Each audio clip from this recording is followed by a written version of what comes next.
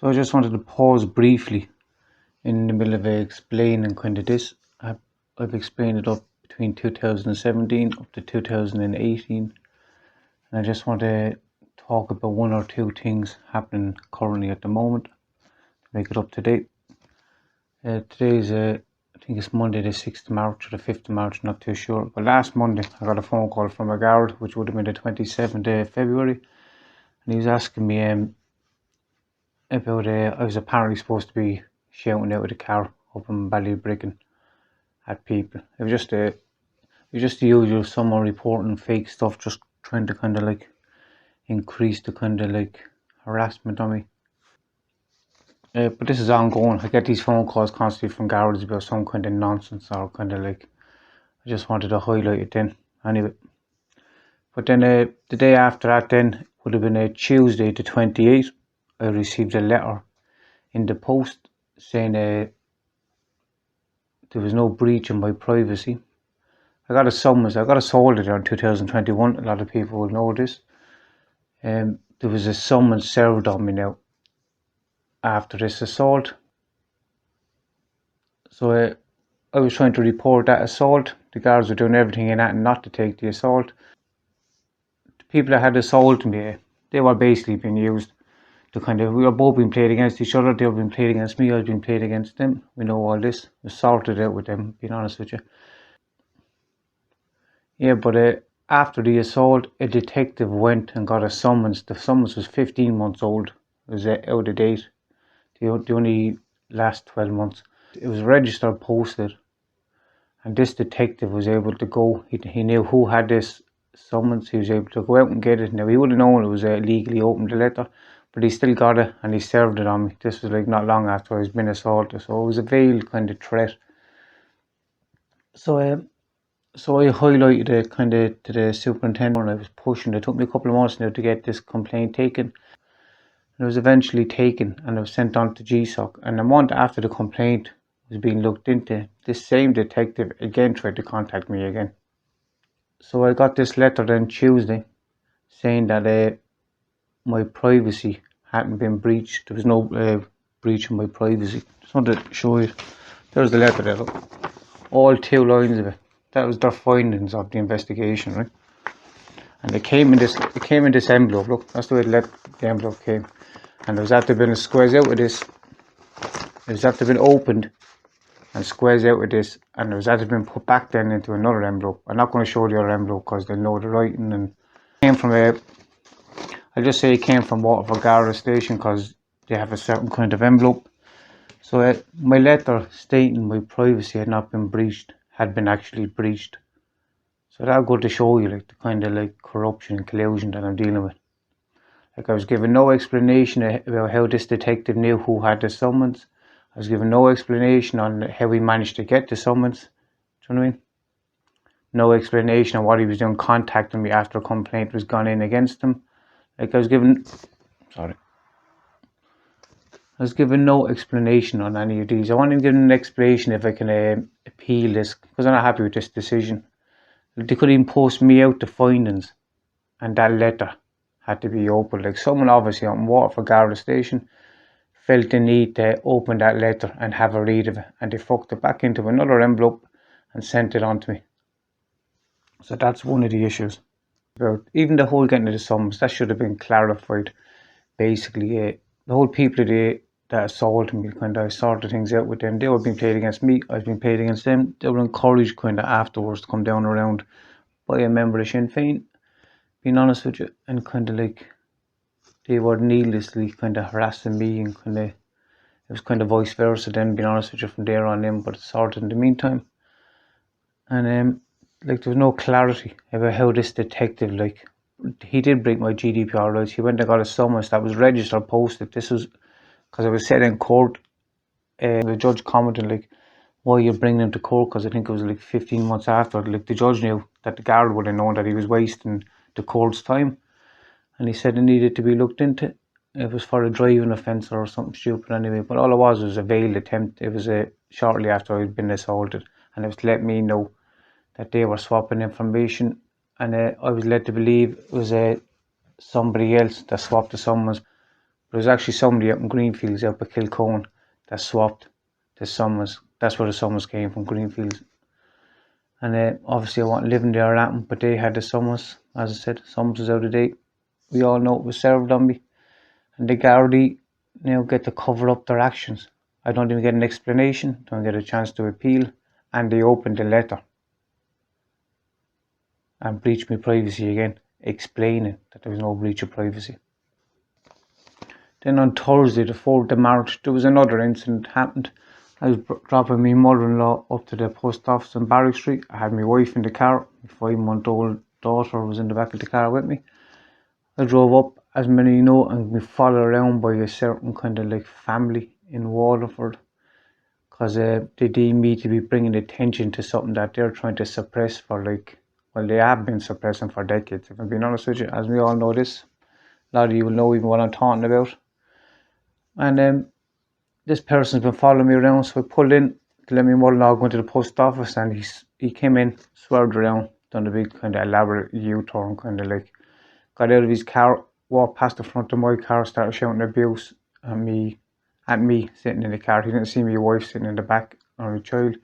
Then he walked past. I didn't answer him. He walked back then to the car, pretending he was at leaving it open, locked the car, walked past again, started screaming and shouting a load of abuse at the car again.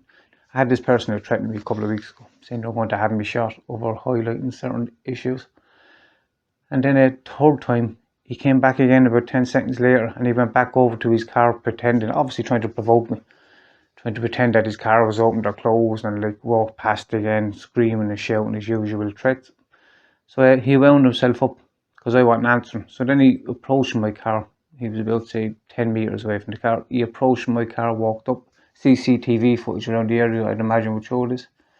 He walked up, screaming and shouting all kinds of like vile crap, being honest with you. But he said certain things that showed me that my social media private messages were after being read, because he was after saying certain things in it.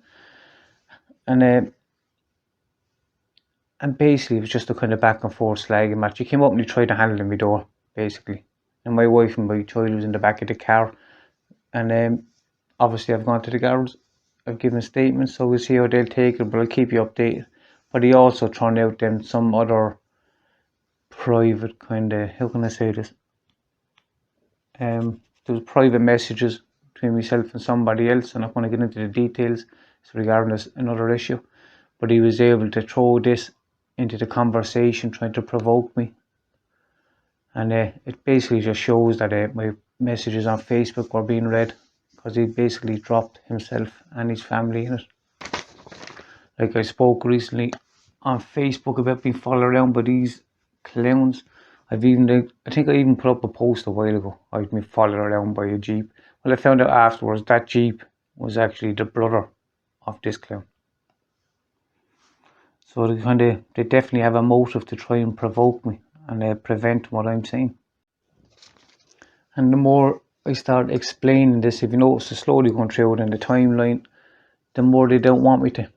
Like, I've explained between 2017 2018, that whole fiasco on Barrack Street, and how like I ended up arguing with Mr. Conan and all this, and his cronies up on Barrack Street.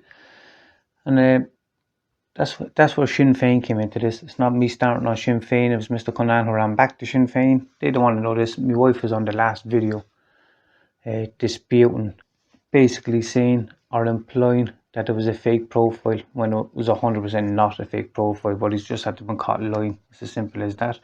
And then there's other emails where Mr. Henry Halligan at Ballybeg Church passed these emails back to Mr. Conan. Now, I haven't got to that yet, but when I do, I'll upload the emails on my website, www.standingagainstcorruption.com. It's finally up and running. Now, that's a work in progress, so I'll upload documentation and stuff onto that as I go, just to kind of support what I'm saying. So realistically, like, what's this all about? Like, when you think about it, like, there's a 9.5-year campaign, and it's going on, and it's basically at the heart of it is my ex. And because she's a woman and I'm a man, there's like totally different kind of, she's allowed to do what she wants. And that's at the heart of this, and she's getting the assistance of Tussle, and now she has the assistance of Sinn Féin over them dropping the ball, basically. Water for Garda over them dropping the ball. So it's in all their interest to kind of shut me up, basically. But at the heart of this is my ex. And I don't want to go into too much on this kind of subject there now, because she's been doing the whole media gauntlet the last couple of months, and I have been mentioned several times in various kind of articles and interviews, and I'm going to dispute what she's saying, and I'm going to dispute a lot of what she's saying. She's fabricating her past, she's fabricating her present, she's fabricating her present. Like, she's taken to using aspects of my life and passing them off as her own, knowing very well I'm going to hear about it, because unfortunately I do hear about it. But like, this person can't even tell the truth of when she came out of Ashery. She's using my date. Like, what kind of a person, like, when they think about it, how narcissistic would be someone that can't even use their own date, and while they're lauded and applauded and put on a pedestal by Tusla has their own agenda to promote this person.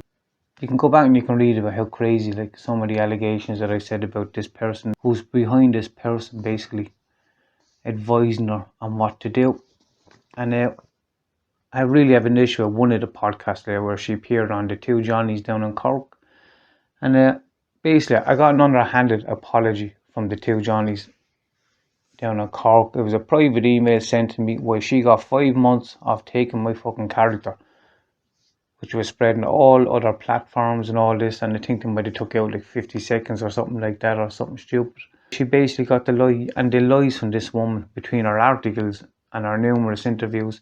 If you combine them all up, which unfortunately I've been sent, like, the holes in this woman's story, where she tries to portray that she walked out of Ashery in 2008 and never touched drugs and all this, and I can tell you a very different story. And it's not a tit for tat stuff, because like, I've moved on, I'm married, like, and I have a child.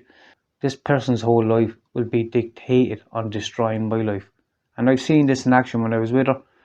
I've seen how her friends, how they sat around at a wedding and they laughing and giggling about how she bullied the young one so bad that the young one had to move to Boston, and they found this funny. I didn't. But kind of like, this is the nature of this person. And now her business, which I will speak to now in time, which I will speak about in time when I get to it. But her hair business, being backed by Tusla, is now going into, guess what? Tattooing. I just happen to be a tattooist. So it just show you, like, then you have like she interfered in me grieving me parents. She interfered with kind of like my relationship with the kids.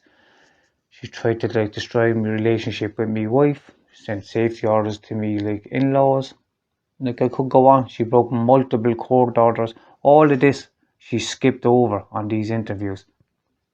So as I said, I will speak about all of this when the time is right. It's in the hands of somebody else at the moment. So I'm kind of waiting on word back. I'm going to outline how dangerous and how toxic a woman like this, being listened to and being put onto a pedestal without anyone checking any of the stuff that she's saying. And because I'm a man, I'm not afforded the same rights. There's no other reason than that. And I understand and I accept how other parties have been lured into this by her, the likes of Sinn Féin, the likes of Waterford Council and Waterford Garda. But I don't believe that I should be suppressed into not telling the truth, because the truth reflects badly on the reputation of these people. Like, I didn't make these people corrupt. She didn't even make them corrupt, if I'm being honest with you. These people are always corrupt. And it's just there's a spotlight now after me shone on these people. And they're squirming at the thoughts of this coming out, or the thoughts of me finally getting to the point of uploading documentation that supports everything I said. And whereas they previously were able to steal my documentation, which I've spoken about in another previous video, I've now had the sense to back up a lot of it onto various sticks and kind of have it elsewhere. But if you go on to my site, www.standingagainstcorruption.com, it's badly laid out. I don't know what I'm doing with a lot of this stuff, so some kind of is hit and miss. But over time, I'll straighten it out and I'll put up the documentation that supports everything I'm saying. So for those people that say that I'm paranoid or I'm lying, I won't be able to provide witnesses and documentation if I was lying or paranoid. Like, the way this is so one-sided, where she could be given a platform on all these radio shows, fucking podcasts, newspaper articles. This shows you how one-sided this is, and then I can't have a voice. Like, it shows you how serious this is, where I have to be suppressed. Do you know what I mean? Like where's the objective view? Do you know what I mean? A view from both parties, and then you can make your own mind up. You're not being given that. You're being given a one-sided view, and you're told, like, they're waving something in everyone's face, like, keep watching this, keep watching this. Do you know what I mean? Don't listen to anything he's saying. Don't spread anything he's saying, despite the fact he has evidence and he has proof. The interview she gave for this Tunnari was in November 2022, and there's been other interviews regarding kind of pushing her kind of hair program. I don't know if I can say the name. I'm waiting on word, as I said. But she was supposed to be on that to talk about her hair program, and yet again, I came into it. This is a woman who's obsessed with just destroying my life, and it's 9.5 years. And I believe once and for all now, someone should start calling out her lies, and I'm going to like put together all her little bits and pieces there now, and I'm going to show you how much of a liar this person is. This woman is an example of the system that's blindly protecting women like her. And I'm not saying there's not women that don't need these kind of laws. Do you know what I mean? Because the majority of the time it is men that are the culprit. Do you know what I mean? It's just the way it is. But at the end of the day, there's women like my ex who will go to like crazy lengths to destroy their partner's kind of life. Like, that's basically what she's doing. She's trying to destroy my life. She's going into the tattoo now, trying to destroy that. Trying to destroy my marriage. Trying to destroy, like, grieving my parents. Like, she destroyed my relationship with the kids. Like, how she was able to skip over huge lumps of when we were together, implying that she was in an abusive relationship. She wasn't in an abusive relationship, implying that she walked out of Ashery and she never took drugs again. This is all lies. This is complete lies.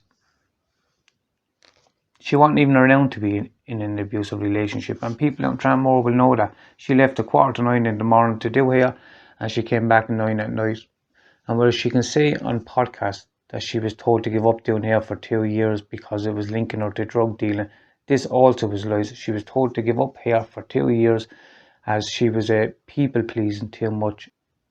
It was giving her an imbalance in her personality. That's why, because there's only so much people pleasing you can do, and this is why she wanted to do hair for 2 years, not because it was leading her to drug dealing.